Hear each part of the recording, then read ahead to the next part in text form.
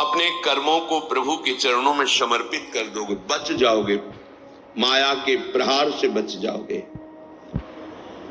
प्रभु कहते हैं जो शुभ शास्त्र के विधान के अनुसार कर्म किया गया और अशुभ जो शास्त्र के प्रतिकूल आचरण बन गया है वो भी सब मैं संभाल लूंगा, तुम केवल मेरी शरण में हो जाओ, तुम्हें नहीं भोगना पड़ेगा, भगवान कह रहे हैं।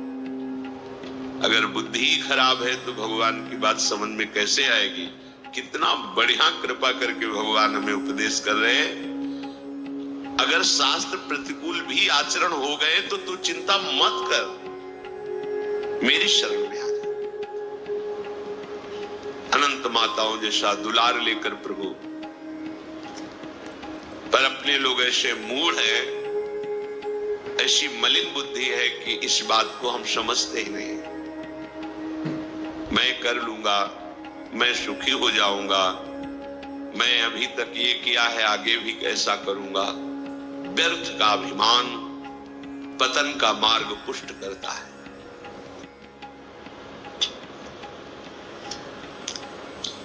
इसी बात से हम जीत गए। अगर केवल हिसाब हो तो हम कभी भगवत प्राप्ति नहीं कर सकते कि तुम जो करोगे वही तुम्हें मिलेगा, तो हम कभी भगवत प्राप्ति के लायक ही नहीं हो सकते। पर ये बात हमें जिता देती है। ये भजन तू माम भक्त्या मयि ते तेषु चाप्यहम्, मैं उनमें प्रकाशित हो जाता हूं और वो मेरे में प्रकाशित, जो मुझे प्रेम से भजता है। अब प्रेम है कि नहीं ये तो पता नहीं, पर प्रभु के सिवा और कोई है नहीं। वही जीवन है, वही हमारे सब है। राधा राधा राधा, इससे जीत गए।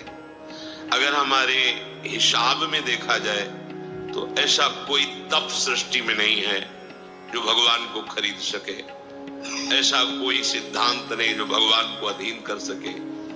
जैसे मां मेरा बच्चा है ऐसा मान करके हर समय आंतरिक दृष्टि रखती है, जरा सा भय उपस्थित होने पर आगे खड़ी हो जाती है। ये तो एक अंश का वात्सल्य है, वो वात्सल्य समुद्र है। बस इसी बात से हम जीत गए।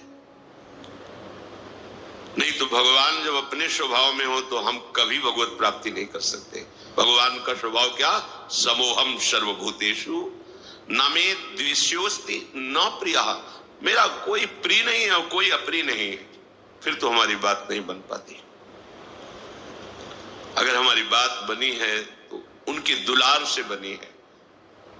उनका दुलार कैसे अनुभव में आया? कैसे आता है? अपनापन करने से। मेरे प्रभु जैसे भी है हम आपके हैं नाथ, अब आपके सिवा हमारा कोई सहारा नहीं। और ये बात जब वाणी से हृदय में उतर जाती है तो फिर जो चमत्कार जीवन में होता है वो किसी और साधन से नहीं होता है। मृत्यु से बचने के लिए बड़े बड़े उपाय किए जाते हैं। जब हार हो जाती है उपायों की, तब ये बात ध्यान आती है कि है कोई ऐसा जो मुझे बचा सकता है। नहीं, जीव का ऐसा स्वभाव बन गया है कि वो पहले भगवान की शरण होता ही नहीं है।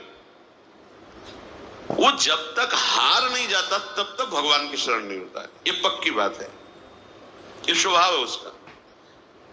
आखिरी दम तक वो तिनके का भी सहारा लेने की कोशिश करेगा। जब तिनके का भी सहारा नहीं रह जाता तब वो हारे को हरिनाम, तब वो सहारा लेता है। अगर पहले ही ले ले तो हारना ना पड़े, उसे विपत्तियों का सामना ना करना पड़े।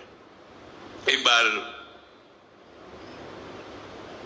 देवताओं ने देखा कि युद्ध में जितने असुर मारे जाते हैं दैत्य, उन सबको भगवान शुक्राचार्य जी के पास संजीवनी विद्या है। विद्या का प्रयोग किया, तत्काल जीवित हस्त पुष्ट। भगवान बृहस्पति जी के पास ये विद्या नहीं। जितने देवता मारे जाते वो अंग भंग वैसी स्थिति में रहते, मृत तो मृत। भगवान बृहस्पति जी के पास ये विद्या थी नहीं, भगवान शुक्राचार्य जी के पास। देवताओं ने बृहस्पति जी को अपना गुरु माना और दैत्यों ने शुक्राचार्य जी को गुरु माना। अपने गुरुदेव की कहीं भी लघुता मन में भी नहीं आनी चाहिए। इसलिए देवताओं ने कभी बृहस्पति जी से ये प्रार्थना भी नहीं की कि आप संजीवनी विद्या सीख लीजिए, हम लोगों को जिलाने, कभी प्रार्थना नहीं की। गुरु महिमा है। पर उनके बड़े पुत्र का नाम कच्छ था। उनसे बात की कि आप हमारे गुरु पुत्र हैं और हमारे ऊपर सबसे बड़ी संकट की बात है कि कोई साधन नहीं है जिससे हम अमर हो सके, और शुक्राचार्य जी के पास साधन है, संजीवनी विद्या। कोई भी असुर नहीं, जो भी मरा उसको तत्काल जीवित कर दिया। अगर आप जाएं भगवान शुक्राचार्य जी के पास और शिष्यत्व स्वीकार करें और उनको प्रसन्न कर लें, तो आप अधिकारी हैं, आपको वो संजीवनी विद्या दे सकते हैं एक जीवन को जिलाने के लिए। अपनी जो पराविद्या है, ये जन्म मरण का चक्र ही रोक करके श्री जी के पास प्राप्ति कराने वाली ये पराविद्या है,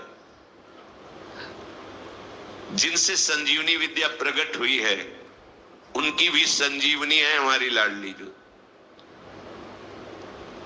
जय श्री हरिवंश मदन सर जर्जर विथिकित श्याम सजीवन मूली, दिव्य प्रमोद रससार निजांग संग पीयूष बीच निचय रविसेचयंती कंदर्प कोटि सर मूर्छित नंद सोनु संजीवनी जयति कापि निकुंज देवी।